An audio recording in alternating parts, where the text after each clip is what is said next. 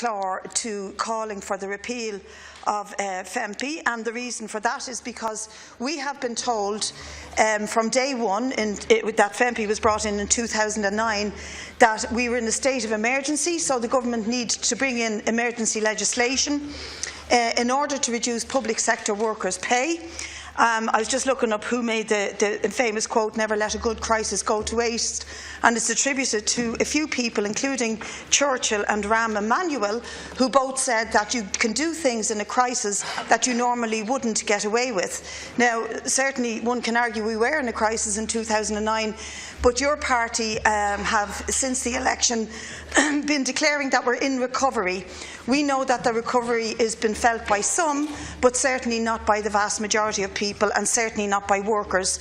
So the repeal of FEMPI for us would be the beginning of what we think is payback time for workers. If we're in recovery, Taoiseach, why do we need emergency legislation, and why will we continue to penalise public sector workers if that indeed is the case before the 30th of June? Because the penalties on public sector workers are absolutely massive. It means that many of them cannot even afford, in an accommodation crisis, cannot even afford to put a roof over their heads in a decent manner. And there would be a big payback to the economy if public sectors were to have their pay restored, because then they could spend it in the local economy and begin to generate some activity.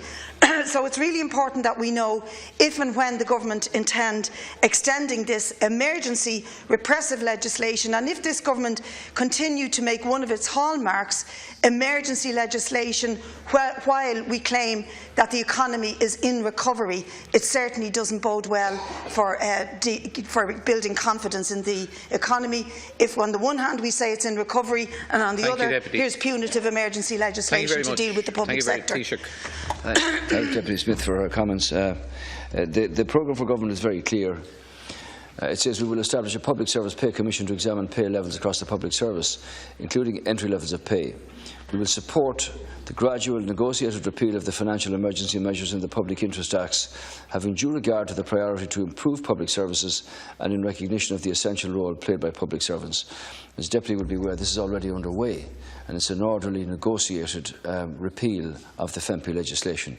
I'd remind you that because of careful and prudent management of the economy, not without difficulty, the unemployment figures yesterday were 7.8%, down from just over 15 5 years ago, which is a very significant improvement indeed.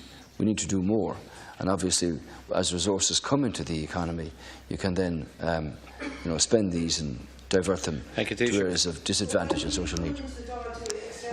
We dealt with this before Christmas in terms of the FEMPI legislation, and we're now in the process of orderly unwinding of the Financial Emergency Provisions Act. Thank you very much, Taoiseach. Our next question is from Deputy Catherine.